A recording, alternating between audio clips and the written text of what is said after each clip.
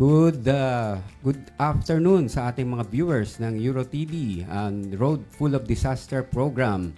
Today is Wednesday and October 8, 12 in the afternoon. Ngayon, para sa mga viewers po natin, siguro nagtataka yung iba bakit po Road Full of Disaster ang ating pangalan ng programa.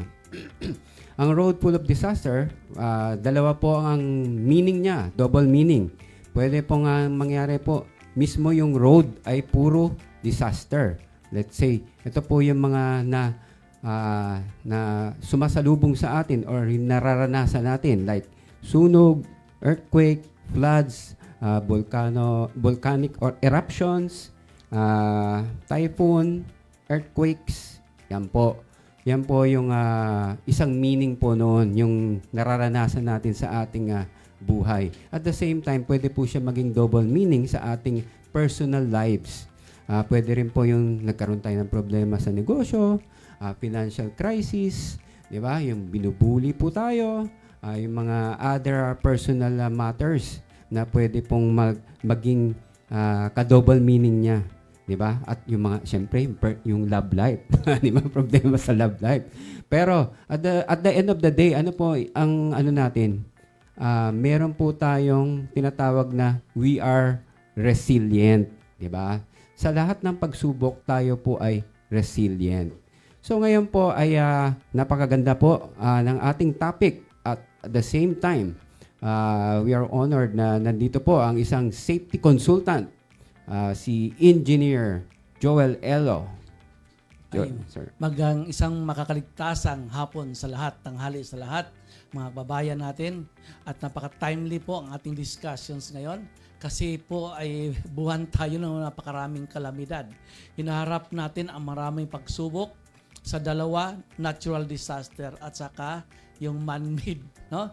Yung man-made disaster, yung mga riot, gawa ng tao, yung natural disaster, bagyong umpong, earthquake sa Cebu, and others, no?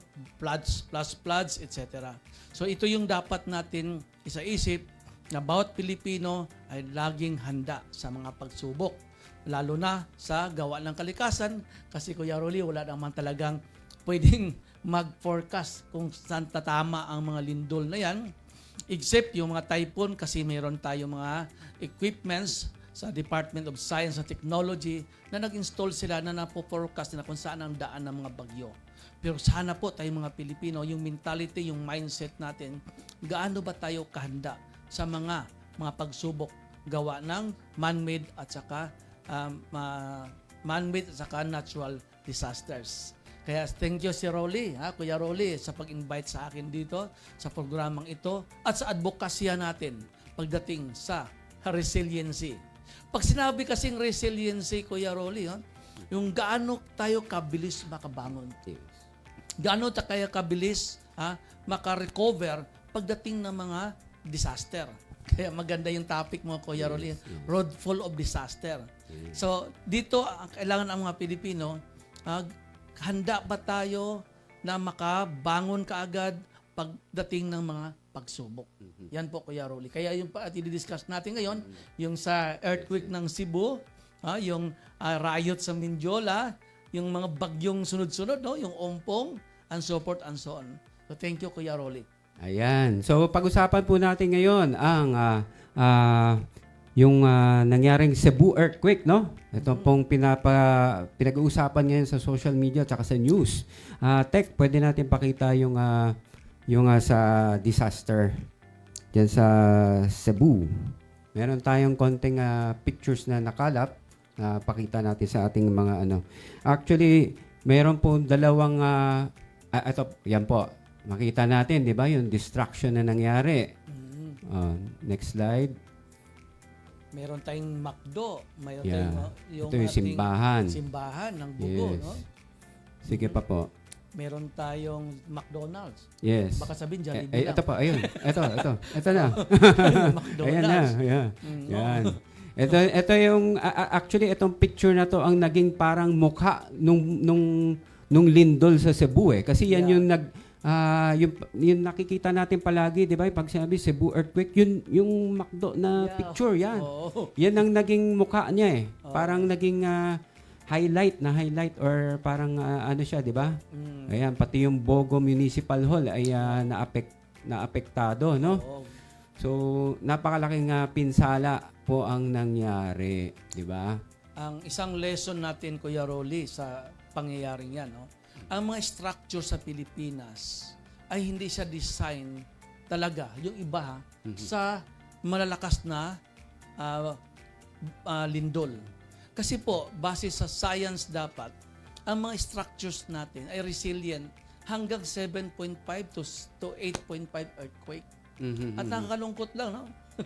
6.9 lang, bagsakan na natin ang mga structures. Pero engineer, meron akong, yung last time nag-attend ako ng seminar, ang sabi, pagka ang lindol daw, let's say ang lindol dito nagsimula, yung mga malalapit na bahay dito, talaga raw magbabagsakan. Yes. Pero yung building daw ay hindi.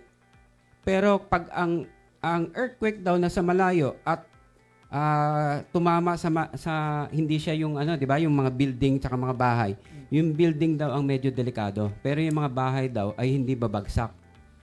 Tama po ba 'yon? Actually, base sa science, if we based on science talaga, pagdating ng mga earthquake, ang napakadelikado mga structure ay mga concrete. Alam nyo po, kami, mga kababayan ko diyan sa Cebu, no? Nakita nyo, ang mga bahay na gawa ng kawayan at kahoy, hindi bumabagsak, sumasayaw lang. Pero yung mga bahay na gawa ng mga concrete, yun ang mga bumibigay. Ang tawag nga dyan, resiliency. Kaya sa Japan po, sa Korea, galing na po ako doon, dinesign nila ang mga bahay ngayon. Kung yan ay structure, kung yan ay concrete, dapat may mga jumpers yan. May mga rollers. May bearing. Oo, may mga bearing na pagdating ng lindol, automatic sasayaw lang. Kaya po, sa ibang bansa, pag malapit ka sa mga fault lines, ang mga bahay na, sir, kuya, kahoy. Yun Kasi actually, resilience engineer, yan. yun ang sinabi sa akin, yung natutunan ko, no? Kung nasa fault line mismo, yung mga maliliit na bahay ay magbabagsakan dahil hindi po siya malalim yung foundation. Yes. Unlike sa mga buildings, 'di ba, yung earthquake ano na siya, earthquake earthproof, proof na. oo. Pero yung mga two-story or three-story na building, wala siyang mga foundation na malalalim. Kaya Yes. sabi sa akin, pagka ang earthquake fault mismo ay tumama sa mismo diyan sa ano, yung magbabagsakan, yung mga maliliit na bahay. Yes. Kaya mga kababayan ko, ang isa sa nakakatakot natin, base sa lesson sa Cebu, ako mga kaisoonan diyan sa Cebu, grabing pagsubok sa kanilang nangyari. Leksyon naman natin dito sa Luzon, nakunod pag tumama, yung The big one. the big one. Ayan, pakita natin yung Nakakatakot mapa ng talaga yun. Metro Manila. Yung tinatawag nating fault line ng Yes. West Valley Fault. Yes. Dati hindi West Valley Fault yan, di ba? Marikina Fault ba? Marikina Fault. Ngayon Pero West Valley Fault talaga. sabi yun. kasi nila, it's not Marikina's fault. Kaya pinalitan nila. Oo. So, dalawa po ang fault line. Isang West Valley and East Valley. Yeah, yung East Valley dito, no? Ang nakatakot yung West Valley Fault kasi nandyan yung mga majority marami nakatira. Yung Metro Manila ay pasok talaga sa West Valley Fault. Yan. Yan. Tek, pakita natin yung mapa nung may West Valley and East Valley Fault. Ito yung map ng Pilipinas na may mga quadrant. Yes. Oh. Actually, ang Metro Manila daw, according to the MMIers, pag tinamaan ng big one, maraming mamamatay, di ba? Yes. Yes. So, ang ginawa nila, nagkaroon ng... hindi, balik muna dun sa mapa. Quadrant. Yung mapa muna. Ito, yan muna. Oh. Ito yung sinasabi natin kanina, may West Valley Fault tsaka East Valley Fault. Yes. Di ba? So, ang tatamaan ng West Valley Fault ay Quezon City, Yes. Makati, Marikina, Muntinlupa, Pasig, and Taguig City. No? Tapos ang East Valley naman, usually kasi ang name-mention is West Valley lang eh. Yeah. Oh. Baka hindi alam ng mga ibang viewers natin na meron pang isang East Valley Fault. Yan, oh. Ano ang tatamaan nito? San Mateo, Rodriguez, and Montalban. Yes. Oh. At saka, Kuya Engineer, ang West Valley from Bulacan up to yung portion Laguna, sa amin. no? Up to San Jose Laguna. del Monte sa amin, Norsagaray. Yan sa malapit sa East Valley Fault. So mahaba po ang West Valley Fault, no? Oh.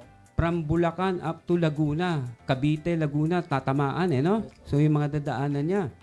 So sa mga ating mga viewers, pwede nyo pong i-picturean siya or screenshot yung mapa at malaman nyo kung ano po yung West Valley Fault. Ito po yung linya na kulay blue. At yung East Valley Fault naman ay yung linya na kulay pula. At diyan po malalaman niyo po diyan kung nasa danger zone po kayo o hindi, di ba? At we highly recommend, Kuya Rolly, na ang mga kababayan natin, i-follow nila ang Facebook page ng PVOX, Philippine Volcanology and Seismology. Nandoon po talaga din yung Hazard Hunter PH. Pag ang location mo, itatype mo doon, anong hazard na exposed tayo. Kung ang lugar mo ba ay malapit sa fault line. At ano ang mga hazard na exposed o risk na exposed yung lugar nyo. Para ma-design mo yung structure nyo base sa hazards. Example, ang bahay mo ay malapit sa Marikina. Wala kang magawa na sa Marikina, Antipolo. So dapat yung structure mo mas matibay. Kaya mag-withstand pag malakas ang earthquake. Or lumipat ka na. Ay, paano kung hindi ka makalipat, ang dinan mo nandoon? Kasi kung mismong dadaanan yung bahay mo, edi hati yan. Mahahati, di ba? Yes, oo. So it's either gumawa ka na ng, yun nga, sinasabi ni engineer, gumawa ka na ng mga kailangan gawin, Yes. refurbishment, or ano tawag doon, yung Isa talaga i-re-evaluate mo yung structural integrity ng building. Malawa, yung tanda ng building. Pag tumatanda na kasi ang ating mga structure, hindi na siya resilient in terms of earthquake. Normally, mga 25 years old pataas. Kasi wala pa yung mga latest design ngayon. Yan po ang masakit na katotohanan. Yes, dapat kumuha kayo ng isang structural engineer to evaluate yung structural integrity ng ating mga structures, mga building natin or mga bahay natin. Kung may mga signs of cracks na, high time na talaga tayo mag-evaluate. So ito po yung aming pinopromote. Kailangan natin po ay risk assessment. Mag-assist tayo sa ating structure. From risk assessment, gagawa ka ng preparedness, paghahanda. Laging handa, parang Boy Scout yan, laging handa. Yung gwardiya naman, laging tulog. Sa atin naman, ay preparedness, handa tayo. Resilient tayo, prepared tayo. Gaano ta kabilis makarecover, may pagsubok. Yun dapat ang mindset ng Pilipino. Tingnan mo mga Japanese, pag may tumamang lindol, earthquake, tsunami, humingi ba silang tulong? Hindi. Sanay na sila. Sanay sila eh. Every now and then kasi may earthquake sila. So they are parang, kumbaga, sa kanila nga tayo kumukuha ng info or yung mga new technology, di ba, na ginagamit dito sa atin. Nakagaling ko lang sa South Korea. Pag may isang lugar na isolated sila, ang response nila via drone. So, via EI, imamapa na ng EI, bibitbitin ng drone yung mga relief goods, yung mga go bags, mga first aid kit, drone na ang nagbibitbit. Dadalhin doon. Yes. Pero malayo pa siguro sa atin yan. Pero siguro darating din tayo dyan na ang ating resiliency ay high-tech na rin. Umabot tayo sa technology na advanced na. Yes. At using the AI, Artificial Intelligence. Yes. So ngayon, mga kababayan ko, importante sa atin yung preparedness din.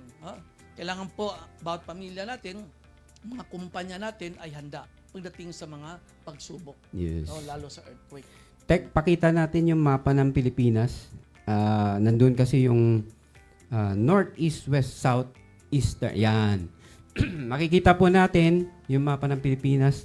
Sa Metro Manila, ginawa po siyang 4 na quadrant, di ba, engineer? Yes po. So, ito po yung tinatawag nating, yung pula is the west quadrant or ano po ang sakop ng west quadrant? Manila, Navotas, Malabon. Yan. Saan po ba yung evacuation or command center? Actually, hindi na po siya evacuation center. Dati kasi yung Oplan Metro Yacal, ginawa niya evacuation center yung mga quadrant. Ngayon, ni-revise nila Oplan Metro Yacal Plus. Ginawa na po nila, hindi na po siya evacuation center. Kung hindi, command center. Yes. Yan po yung magiging command center. Once na nag-collapse ang yung Metro Manila ay naapektuhan ng the big one, ito na ang magiging silbi na for the west, ito po yung command center. Yes. That is in Intramuros Golf Course. Yeah. Tapos yung sa north naman, which is the orange, comprising of Caloocan, Valenzuela, San Juan, Mandaluyong, and Quezon City. Saan naman po yung command center? The BMMC Golf Course, the veterans. Malapit lang dito. Oo. Natin. 'Di ba before meron 'di ba meron diyan dati yung container van. Yung container van po, laman po noon mga disaster response tools. Pero time ni Bayani, Fernando. Pero tinanggal na yata, no? Kasi subway na. So magkakaroon pa ng Metro Yacal Plus nito kasi magmo-modify na sila. So, ito naman, for the south quadrant, which is the kulay green, no, in your screen, Pasay, Makati, Parañaque, Las Piñas, Muntinlupa, Pateros, and Taguig. Villamor Airbase Golf Course. Villamor Golf Course. Yan po. And for the east quadrant, which is the blue one, Marikina and Pasig. Sa may LR2 Santolan Depot. So, nire-remind po natin ng viewers, hindi na po siya evacuation center. Command center na po siya ng mga quadrant. So, Metro Manila is divided into 4 quadrant. North, East, West, and South quadrant. Yes po, they can take a pictures. Pwede nyo screenshot para for your information or your copy. So, engineer, mapunta naman tayo sa ano? Isa pang advice ko din, hindi, yan po alternative lang po. Kasi pag nagsiksikan naman tayo doon sa mga identified na command center or evacuation area, punong-puno yun. We have more than how many millions? Diba? Kaya command nga, center lang yun. Yeah, command center siya. Hindi na siya ina-advise na maging evacuation. Ang sinabi ng Metro Yacal Plus is the barangay or the LGUs will be the one to sila na yung mag-specify kung saan yung mga specific.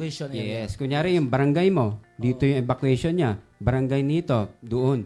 Kumbaga sila na yung magde-determine. Yeah, So, eto po, hindi na. Ano na siya? Command center. Yes, ang command center po, sir, ay yun po yung nandoon magbigay ng direction ang ating mga government agency pagdating ng response, sila lang di-deploy. So kailangan natin yon, sila yung magkukuman at ano ang mga responders na dapat lulusob pagdating ng mga disaster. Ang responders po yan, di ba? Kailangan organize po ang ating response, systematic, kasi pag katulad ng sunog, no, sunod ang sunog, tapos hindi mo alam kung sino ba talagang fire truck ang papasok. Kailangan po may command tayo, may systematic approach tayo.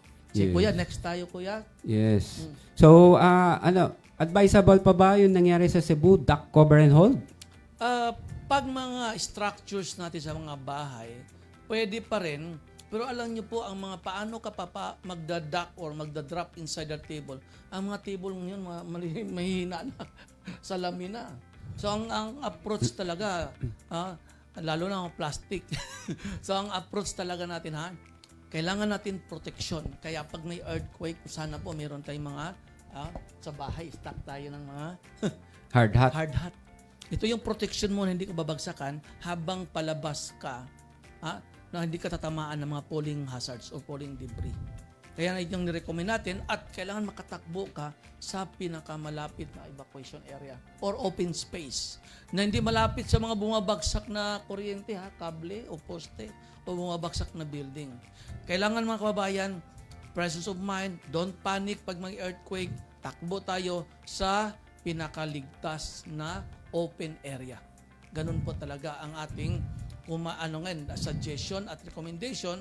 Kasi po, pag nag-stick tayo sa isang struktura, Kuya, at tuloy-tuloy ang lindol, maging casualty talaga kayo. Dagdag pa kayong i-rescue. Yan. So, yun po ang dapat nating action plan, emergency action plan pagdating ng mga earthquake. Yan. Engineer, pwede ba natin pakita sa viewers kung ano ba ang proper way of duct cover and hold? Kung okay lang po. Yeah. Kasi nalilito mga tao natin, yung iba nakaganyan, yung iba nakapikit. Ano ba dapat? Nakabuka ang mata, ano ba yung paa? Pwede, okay lang po, engineer, pakita natin. Pag may lindol, on the first strike ng earthquake, kailangan po drop inside the table tayo. Okay? Then, nakaluhod tayo. cover your head kung wala kang helmet. Cover your head kasi proteksanan mo. Pero dapat huwag kang nakayuko kasi hindi mo makita ano nangyayari. So kailangan kita mo ang surroundings. Habang nagsishake siya, cover tayo ng ulo natin because ito yung critical parts ng ating katawan. 2 kamay. Then, halimbawa kung mahina lang ang lindol, gapang tayo o takbo tayo. Pero we need to maintain yung pag-protect sa ating mga ulo. So cover, hold the table, kasi ito po ay gagalaw din. Drop, cover, and hold. Kasi po, kahit nag-drop ka, nag-cover ka, hindi mo inawakan yung table, iiwanan ka ng table na yan. At pababagsakan ka rin. So yun ang typical na action plan natin pagdating sa earthquake. Pero sir, kung may hard hat, pwede ka pa rin mag-duck. Yeah, Tama? kung may hard hat, duck ka pa rin, protection para yung body mo hindi tatamaan. Okay? Hold the table hanggang nasa ilalim tayo. O yan. Pero you do not need to hold your head na. Hindi na. Kasi may hard hat na, di ba? Yes, oh. Kasi Hawak. nakikita ko sa drill, naka-hard hat na, nakaganito pa rin. Hindi na po. So, hindi na dapat, so, may di ba? protection na tayo. Ayan. Ayun. Thank you, engineer, for showing the correct position during the cover and hold, no? So, yan po. Pupunta na po tayo sa riot. Oh, yun yung lesson natin. Okay. Ito medyo mainit na issue, no? Yung sa Menjola Anti-Corruption Rally, nagkaroon po ng riot. Tek, pakita nga natin yung nangyari dun sa Menjola. Yung may picture tayo dyan eh. Oo, masakit po yun paghandaan natin. Ayan, di ba? Yan yung mga nangyari doon. Biruin mo, ayan, 48 injured, 1 dead in Menjola Rally. Di ba? Sige. Yan, nakita natin, di ba? Yung mga pati ultimo mga traffic light sinira. No? Yes, Alam ko, napakamahal pa naman yung mga traffic light Yes. system, no? Oo. Di ba? Next, yung, yan. Ito po, pakita ko lang po yung picture, yan. Yung fire truck, di ba? Nadamay, binasag po yung windshield, tsaka yan, no? Yung side, binasag po. Ito po ay kasamahan namin sa Federation Fire. So, one of our members, dun sila nakapark sa may Recto Menjola, eh. So, ayan, dinamay. Yung walang hamak na nakaparada lang ay binasag din. Pati yung side mirror, binasag. Yan, makikita natin, di ba? So, yun, next. Yan, ito, di ba? Ito ang malala eh. Oo nga. Binasag na yung mga glass panel nila. Yes. Nilusob pa yung sa loob. Sugod. Hindi sugod. Ultimo yung bolt ng pera nakuha, no? Next slide, yung isa, makita natin. Ito naman ang nakakapagtaka, pati yung payloader sinunog. Kumbaga parang nakaparada lang diyan, sinunog. So, engineer, ano po ba ang inyong safety tips or preparedness para sa mga ganyang incident na magkakaroon ng riot, rally, or civil disturbance, di ba? Yes, kuya, ang suggestion ko on the side ng mga negosyante. Kasi expect pa rin tayo ng maraming mga rally at riots na mangyayari sa planong ng mga destabilization, no? Or pagpahayag ng mga salubin ng ating mga kababayan laban sa ating gobyerno. Now, sa mga establishment na daanan ng mga rally or mga riots na yan, kailangan po automatic lockdown tayo. Huwag nyo na yung patagalin.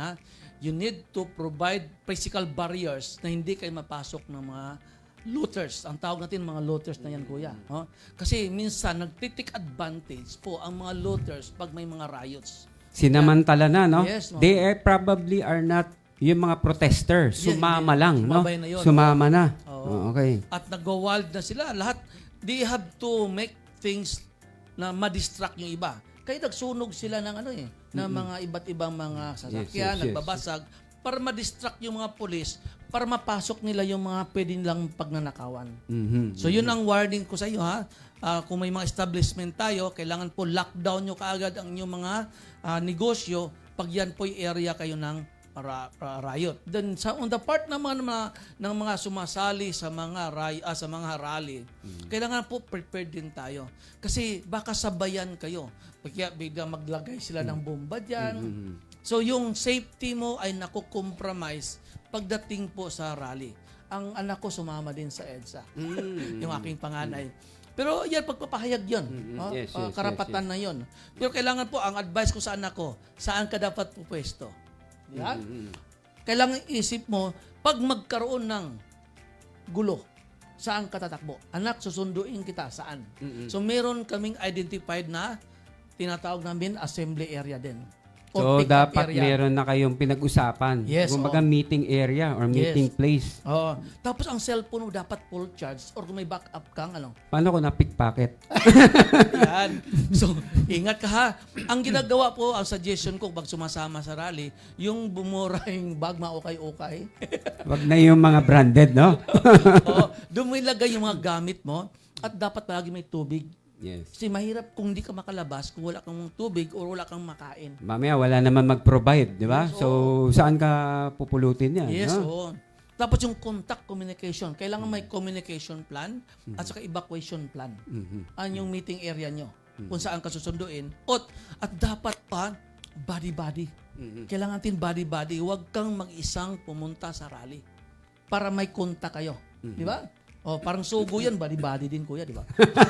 Hindi ko alam yun eh.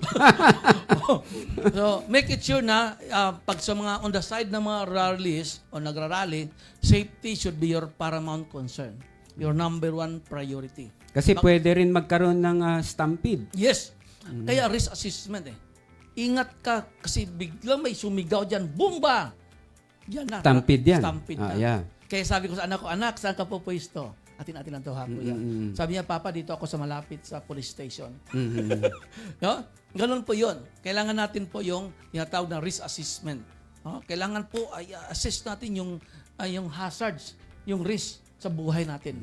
Kasi we only live once, di ba? Mahirap pa, nagpahayag ka ng yung damdamin laban sa gobyerno, namatay ka. Hindi na nakabalik. Yan. Hindi na nakabalik, no? Yan po, kuya. Yan. So on the side ng Mindiola, safety. On the side ng mga rally, safety and health, priority. Huwag kang sumali sa rally kung may karamdaman ka. Hindi mo sisiksik ka, napakainit, hinika ka pala doon. Di casualty ka. Yes.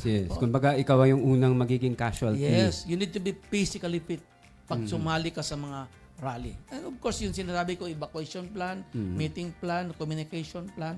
And of course, yung ating backup tayo. Kung pwede nga sana, may mga first aid kit din tayo. Yung mga handy lang ha. Yan, mga survival kit, yung ating mga tubig at pagkain. So, yung matanong ko lang ulit yung sa hotel, no? May security guard doon. So, ibig sabihin na overwhelm yung security guard, no? In reality, kuya, kung ako naman, security, tapatan na tayo, isisig ko yung buhay ko. Lulusob ko. Wala namang bayaning buhay. Kaya in reality pag na-overwhelm yung guard, wala na yun. Alanganin na may itaya yung buhay niya doon. Nandoon yung mga looter, sasaksakin siya. So, kumbaga parang sinave niya na yung sarili niya. Yes, kaya lockdown talaga. So, dapat talaga lockdown. Physical barriers ka agad. Close your establishment pagdating sa mga Kaya kailangan po magbaon ng tubig kasi pag sara mga establishment, wala kang mabilang pagkain, wala kang mabilang tubig. Hindi kasi baka yung iba, syempre, business minded, malay mo maraming mag-check-in. Di ba? Maraming mag-check-in that day.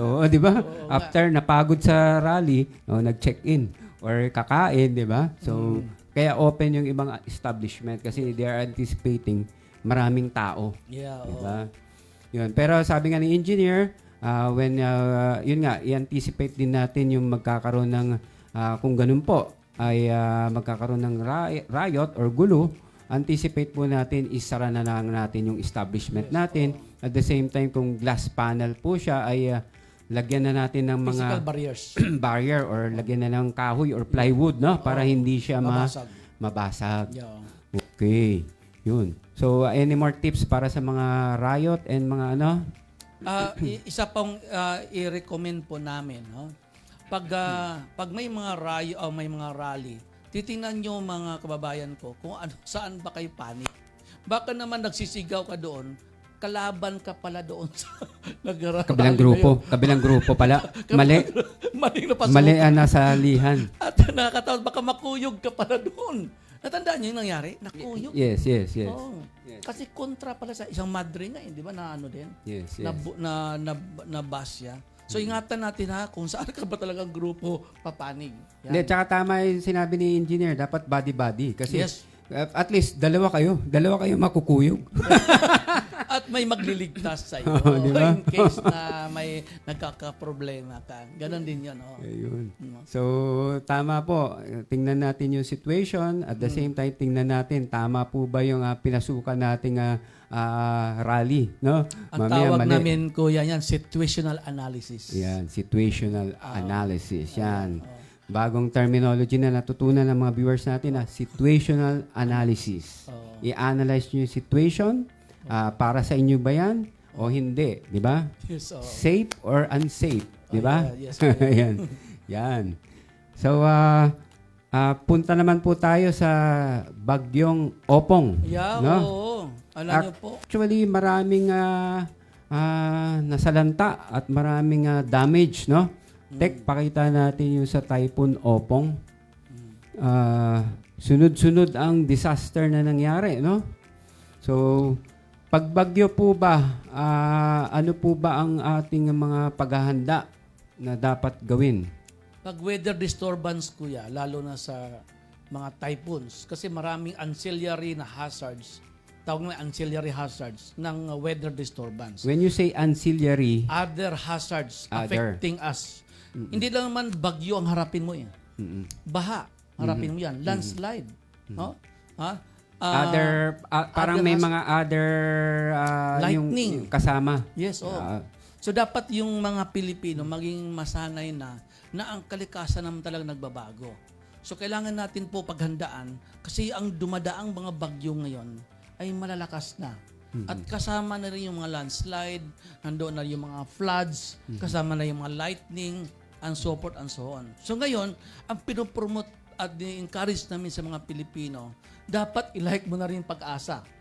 Yung sa Facebook hindi Friendster kasi hindi ko naman naabutan yun, kuya. Ayaw ko naabutan mo yung Friendster, no? Hindi na rin. Facebook page sa Pag-asa, DOST Pag-asa, para aware kayo. Anong status ng bagyo?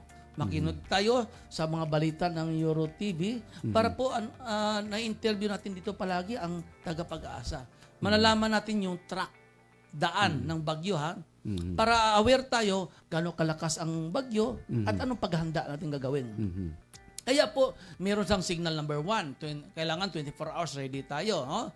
Signal number 2, in 12 hours, papasok na. Sabi na, signal number 1, ang liwanag naman. Binigyan ka nga ng signal na maghanda ka na.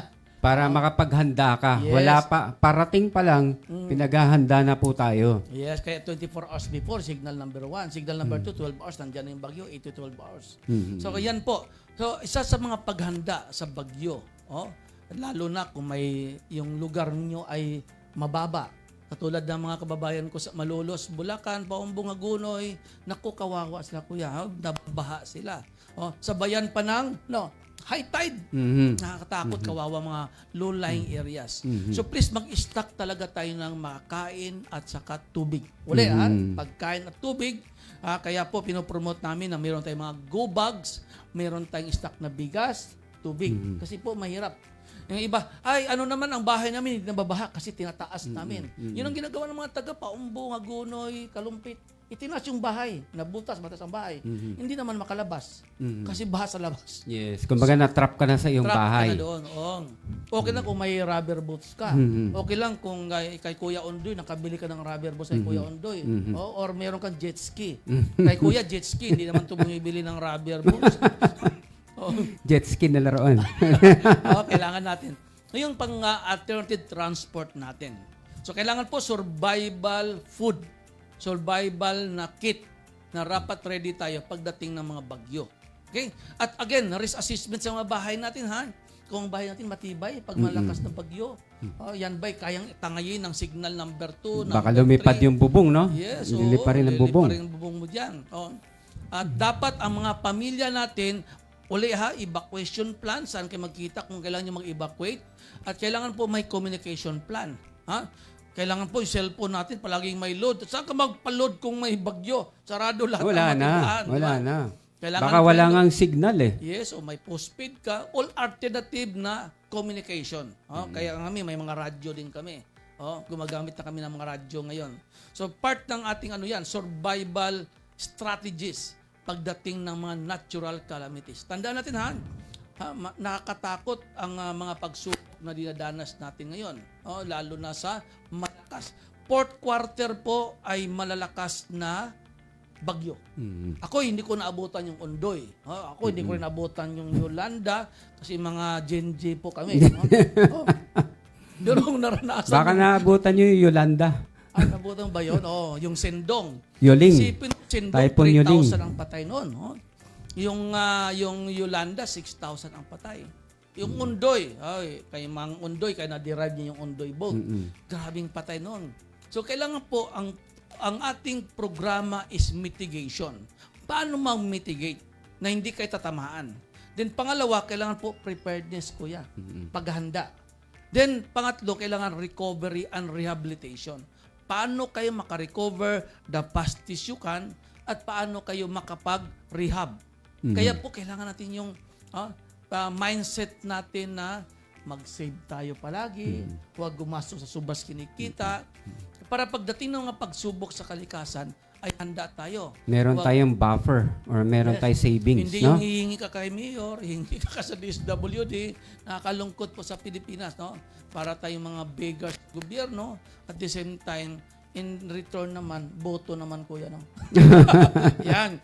So sana po tayo, part naman natin mga citizens, ang tawag namin ng resiliency. Pangadagdagan pa yan kuya ng adaptability and sustainability. So tandaan nyo RAS, resilient ka na, kaya mong bumangon pag magsubok, adaptable ka sa sitwasyon. Hindi po pwede, huwag kang umulan, huwag kang lumindol, huwag kang bumagyo. We need to adapt to the changing environment, the changing climate. We need to adapt to situations that the globe, that the world is really changing. Nagbabago ang klima. At we need to be sustainable. Kaya RAS, we need to be a sustainable country, sustainable community, sustainable family, and sustainable individual. Ganun po ang kailangan natin yan. Alam mo, ang United Nations, meron silang programa na ang lahat ng mga bansa sana kuya, sustainable. Kaya natin mag-survive sa mga pagsubok. Hindi tayong hihingi lang palagi ng tulong. Although, kawawa naman talaga bansa natin at maraming mahihirap, maraming hindi nakakabangon, pero sana po yung journey natin towards a sustainable community, a sustainable family, at a sustainable organization. Ang mga kumpanya ngayon, kuya, gumagawa na kami ng mga business continuity plan. Yes. What if? Yes. Dapat meron ka kaagad na plano. Business continuity plan. Para bang si Sancho, no? Sabi niya, it wasn't raining when Noah built the ark. Dapat ngayon pala handa na. Nag-prepare na. We had to be prepared. So yan po ang aming mga advokasya ni Kuya Rolly. Dapat kaya natin maging survivor magdating sa mga pagsubok. Kaya po kuya, dagdag ko lang to kuya, tapusin ko to. Pakita ko lang muna yung Oo. Pakita natin yung baha safety tips natin para sa ating mga viewers. Yung before, yan yung map ni Typhoon truck ni Typhoon Opong. Ito po yun sa devastation na nagawa ni Typhoon Opong, no? Yes. Ito, narito ang mga dapat tandaan at gawin kapag may bagyo. Yes. I-unplug ang appliances kapag malakas ang ulan kasi pwedeng makuryente, no? Iwasang mabasa sa tubig anumang electrical appliances. Magtabi ng emergency kit na may pagkain, tubig at gamot. Yes. I-charge ang cellphone, power bank at emergency lights. Maghanda ng flashlight, battery at kandila. Ipasuri ang nabasang kuryente, outlet at kagamitan sa lisensyadong electrician bago gamitin. Kasi pwedeng mag-conduct siya or di ba? Kung basa. Ito naman, bigyan lang po natin ng konting tips ang ating televiewers. Baha Safety Tips 101. Yan po. Before, ano po ang dapat gawin natin? Know the hazards in your area. So, number 1, monitor for news, weather update. Yan po, dapat nakikinig po tayo sa news. Know the flood early warning and evacuation plan of the community. So, dapat nakikipag-coordinate po tayo sa barangay kung kailangan na ba mag-evacuate. Saan po ba ang evacuation area natin, di ba? Participate in community flood preparedness action and drill. Sumasama din dapat tayo sa mga drill ng ating barangay para at least alam natin kung saan tayo pupunta at ano pong gagawin during bagyo, di ba? Secure your home, move essential furniture and items to the upper floor. So, syempre, pag nag-flooding, dapat yung mga gamit natin ay nakalagay na sa ibabaw o sa second floor, di ba? Or meron po siyang nakapatong na. Then, pag nag-evacuate ka, syempre, padlock mo. Kung hindi nakapadlock, pag uwi mo, wala nang laman. No? Before evacuating, turn off all the main switches of electricity, water, and LPG. So, bakit po dapat turn off? Kasi pwede pong maging cause ng sunog. Yes. Or pagsabog kung nagkaroon ng short, no? So, dapat ino-off po natin yung main switch tsaka yung LPG tank natin para iwas sunog, disgrasya. Put livestock and pets in a safe area. Yan, nakikita po natin yan. Iniiwan yung mga aso, nakakadena, no? Nakakulong pa during the height of the bagyo. So, sana naman isama natin yung mga ating mga pet, di ba? Mga pets natin. Or, kung hindi natin kaya, pakawalan na lang natin para makatakas din sila, di ba? And yun, when order is received, immediately evacuate to higher ground and safe ground. Yan. Next slide, yung during. Yan, during. Kanina before ngayon during. Stay indoor and stay tuned for latest news. Huwag na tayong gumala-gala sa labas kung alam po natin na baha, no? Or magkaroon pa tayo ng leptospirosis. Do not touch electrical equipment. If you are wet, pwede kang mag-ground, di ba? Do not swim or go boating in swollen river. Yan, di ba? Iwas na po sa mga ganun. Do not cross stream when water level is already above the knee. Do not walk or drive through flooded area. Yung iba makikita mo, alam ng baha, nilusob pa rin yung sasakyan, no? So, ang mangyari niyan, ayun, nasa news ka. Di ba? Nasa news. Yung lumulutang na yung sasakyan mo. Di ba? So, alam mo nang malalim, wag mo na idiretso. Hindi naman bangka ang dala mo or hindi naman boat, no? Yun. Tapos itong do not cross the stream, alam mo na experience ko to dyan sa may E. Rodriguez Yung creek dyan. Napakalakas ng current. Hindi talaga kakayanin. During that time, makikita mo ang agos niya, ang lakas. Ngayon, sabi ko, kung tatry ko to, maaanod ako. Hindi na ako tumuloy. Umuwi na ako. Yun po, napakalakas ng mga stream. So, hindi po siya biro-biro. Yun, next slide, yung after. Yan, after. Ang after naman is leave the evacuation area only when the authorities say it is safe. So, pag nasa evacuation area na po tayo, hintayin po natin ang ating mga opisyalis na sabihin, wala na pong baha, pwede na kayong umuwi. Safe na. Yan. Report fallen trees and electrical posts to proper authorities. Siyempre, maraming nagbabagsakan ng mga puno yan. Tsaka yung mga poste na Meralco, pwedeng open live wire pa yan, di ba? So, i-report natin. Check out for wet or submerged electrical outlet and appliances before turning on the electricity para hindi tayo mag-ground. Check your house for possible damage and repair as necessary.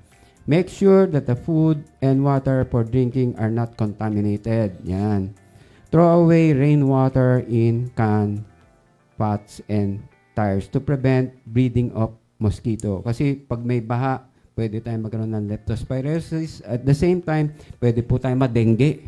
Yan. So, yan po yung ating safety tips for the floods. Ngayon, si engineer naman, pakikita po sa atin, ano po ba ang laman ng isang go bag? Yan. Nirecommend talaga namin as part ng preparedness o paghahanda natin, ang mga bahay natin may mga pag-imbak ng mga gamit pang survive. Example lang, sa bahay natin may bigas ka, may tubig ka. Kasi pag naputol ang tubig natin, mahirap. Kung bigas, walang mabiling bigas, mahirap din yun. So on the part ng amin naman, may tinatawag individual and family preparedness. May gubag ka sa kotse mo, may gubag ka sa bahay mo, may gubag ka sa office mo. O tinatawag sa eskwelahan yun ay mga drop bag. Ang tawag nila dyan. Grab bag. Grab bag. So kailangan po natin yan. Now, ito po mga basic na dapat meron tayo. Kaming mga taga Mindanao, mawala lahat, huwag lang din malong. Kasi ang malong, kuya, pwedeng kumot, pwedeng unan. Pagdating ng sa tingnan mo, kuya, yung nangyari sa earthquake, ang may mga malong, save sila. Kasi ang malong, pwede mo itong kumot, pang protection sa'yo. Parang blanket na rin siya, Yes, no? oo. Pwedeng duyan ng bata. All-purpose po ang malong. Kailangan natin po ito, no? Kung sa mga may kotse, mahirap po kung ang kotse mo, lalo mga electric ngayon, yung battery mo nagka-problema. Kailangan po may jump start device tayo. Ito mga jump start device natin, wag na lang buksan, kuya, kasi makita ang brand, baka masilip tayo. At the same time, yung lessons natin sa loading, kailangan meron tayong mga pang self-defense. Or pang bukas ng kotse pag natrap ka. Babasakin mo ang salamin. Makalabas ka lang. Or may gustong pasukin ang kotse o bahay ko, meron kong self-defense. Subukan mong pasukin ng mga looters na yan, uwi kang butas ang tagiliran. Pero sir, sa airport yata pinagbabawal na ganun, check-in to. Pinagbabawal na, no? Pwede naman, pero sa check-in. luggage. Okay. Bawal sa hand carry. Yun. Okay. So yan po ang mga survival, first aid kit, kailangan din natin yan. Of course, may mga nabibiling meal ready to eat, yung MRE, yung mga kain, pwede naman biscuit, kuya. No? Yes. Pwede na rin. Or, mas maganda, tandaan natin, tubig, kailangan prepared tayo. Kailangan natin may mga hygiene kit, kung may mga anak tayo, may misis tayo, kailangan may hygiene kit tayo. Basic po yan. Sa kung ang cellphone mo, kuya, kasi mamahalin yung cellphone mo, hindi naman, wala namang radyo yan, mas maganda may portable radio tayo, makinig tayo sa anong balita, or doon sa Facebook Live tayo. Pag kayo bumabiyahe sa expressway, monitor nyo sa expressway kung ang expressway ba hindi ba binaba. Tulad sa akin, na-trap kami. Yes. Na-trap ng isang araw ba sila na-trap doon? Pagdamag kami, kuya, doon sa NLEX. Kasi ang NLEX naman talaga, gawa talaga ng marine engineer. Mga marine yan. Kaya pandagat. Pandagat. So, yun nga, nangyari noon, no? Maraming na-trap that time, standstill sila. Yes. So, yun nga, naging problema. Yung hindi makawiwi, hindi makapupo, di ba? Ako, kuya, nandoon ako sa Shell. Nung nakita ko sa sign na ang Valenzuela exit ay not passable, tabi kagad ako sa gas station. Diretso ka na sa Shell. Yan. Para at least meron kang comfort, no? Yes, Yung meron kang yung mga kainan, may Kape-kape CR, yun. At least nasa safe ka agad. Yes. Hindi yun nandun ka sa gitna ng highway, no? Pag na-trap ka naman, kuya, kung nasa highway ka, mas maganda magsuot ka ng mga reflectorized. Reflectorized vest para high visibility. Yes, malayo kita ka na. Yes, kasi baka naglalakad ka, nakaitim ka, tapos wala ring kuryente, hindi alam na may taong naglalakad. Masagasaan ka. Yan. Isa din sa pinopromote namin sa mga kumpanya, kuya, pinaprint namin ng mga itong mga help sign. If you need some help, kailangan mayroon kang papakita para po, halimbawa may helicopter dyan, pwede kailangan ka ng tulong. Yan. Sa Pampanga, walang help eh. Wala naman silang H. Okay. Yun. So, yan po mga basic natin. May mga bandages tayo. Ay, kailangan natin yan. Part ng ating survival. Mga first aid kit, meron kami mga temperature. Yes, check. Para kami ang anak tayo may baka karamdaman. magkahawaan na kayo. Yes, oo. So, dapat may mask din, face mask. Yes, para at least hindi kayo magkahawaan. Kasama sa hygiene kit. So, we are promoting sana po talaga yung resiliency and preparedness natin, mga Pilipino, na pagdating ng mga pagsubok sa kalikasan ay may handa tayo. Hindi tayo banghingi. Should not be always beggars. Na hingi ng tulong, hingi kay Mayor, hingi sa DSWD. Ang tulong, tandaan nyo, darating yan within 24 hours. Ha? Baka more than. O more than 24 hours pa. Kailangan po mayroon kang survival kit that you can survive within 12 or 24 hours. Sabi Bago nga ng dumating PBOK, ang tulong. 3 days. Oh, ngayon 3 days, lalo pa na-isolate yung lugar nyo. Yes, yes. Yan, mahirap yan. At ang tanda nyo, ang daming humingi ng tulong, baka ikaw mahuli pa. Hindi ka Yes, bumoto yes. Hindi iba mang binoto mo, kuya eh. Kumbaga parang sa dami ng tao na nangangailangan ng tulong, hindi mo malaman kung sino uunahin, di ba? Yes, yun, totoo So yan. probably weeks. Yung iba, more than a week bago Yeah, nakakapunta, di ba? oo. So at least, sabi nga ni engineer, meron tayong go bag which can sustain us at least 3 days. At Yes. least 3 days, no? Ngayon, sabi nga ng PBOK, more than 3 days na raw. Dapat 5 days na. Yung lesson natin sa Bugo, ang mga kaigsuulan ako diyan sa Cebu. Tingnan mo ha, ang tulong papunta ng Laang Bantayan at saka Bugo City, it will take 12 hours ang land trip. Bakit traffic? Sira ang mga kalsada. Sira, yes. Oh, so ngayon, paano madala yung mga pagkain doon? Hindi naman pwede lahat early. So ngayon, yan ang problem ngayon. So ang ginawa ng Cebu government, okay, gawa tayo ng bagsakang area na lang para by other mode of transport, drop-off zone. Oh, nandoon silang Kuya Bon ngayon. Ha? So kailangan natin din na isipin natin palagi yung paghahanda pagdating ng mga pagsubok sa kalikasan. Okay? Tek, pakita natin na forward ko ba yung survival kit, 72-hour light kit na picture. Pakita lang natin sa ating mga viewers. Yan. Survival kit for 72 hours. So, ano po ang nilalaman niya? Non-perishable food packs, drinking water, first aid kit, medicine, flashlight, portable radio, batteries, charger, or yan yung go bag yan. Yan yung mga laman ng go bag. Multipurpose tool, emergency blanket, hygiene item, important document, extra cash, physical map.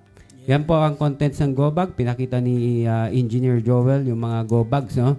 Ayan, pwede nyo pong screenshot as your guide. Pwede pong baguhin yung laman yan, ha? That is generic lang yung laman. So, you can, pwede nyo i-modify based on your needs. May iba pang slide po. Kailangan, kuya, yung emergency medicine. Ayan, yung survival kit. Oo. Kailangan natin yung emergency medicine kasi lalo na kung may mga maintenance kayo. Yes. Kailangan dala-dala ninyo. Kasi based on individual needs, so pwede nyong baguhin yun naman ng inyong go bag. Yes. Yan. So yan po yung survival kit. You can take a photo para at least meron po kayong guide. Yan. And at the same time, meron ba dyan yung OCD advisory on the yung sa yan. Actually, na-overwhelmed daw, no? Yung marami pong nagpuntahan sa Cebu to give aid. So ngayon, nag-advise po ang OCD na magkaroon po siya ng organized distribution of relief goods. And to reach the areas most in need, we encourage the public to coordinate with the LGU or the Incident Management Team or the IMT. The ICP or the Incident Command Post is located in Bogo City Central Terminal. Yan. The Incident Management Team may be reached through mobile number 0926327637.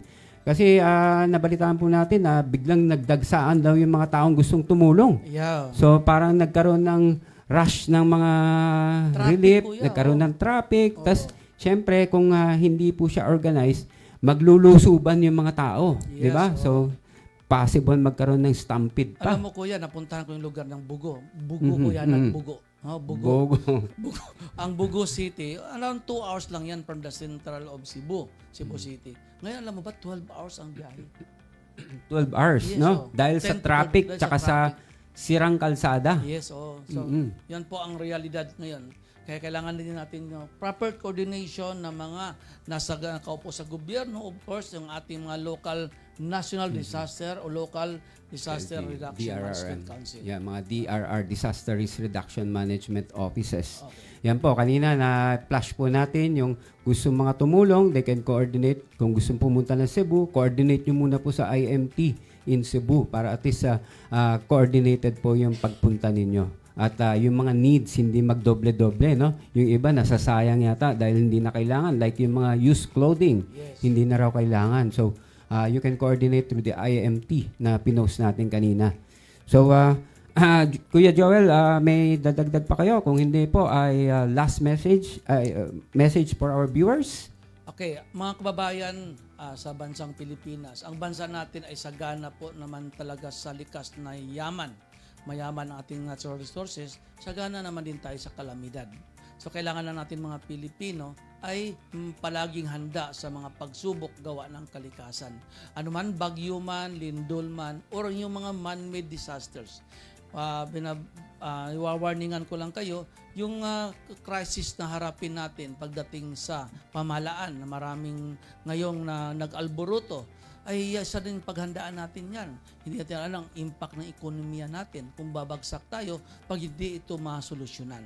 Okay, so kailangan natin po yung ating paghanda bilang mga mamamayan, bilang kumpanya, organisasyon, at bilang individual. Yun ang kailangan natin preparedness. At resilient tayo, adaptable tayo, at at the same time, sustainable tayo. Salamat po sa pagkumbida mo sa akin, Kuya. Okay, so sabi nga na Stephen Cyrus, when disaster strikes, the time to prepare has passed. Yan. So on behalf of our program, maraming salamat Engineer Joel Elo, a safety consultant, no?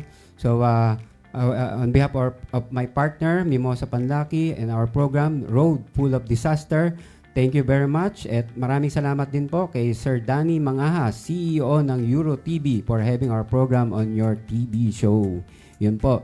So maraming salamat po sa inyo until our next episode. Bye-bye!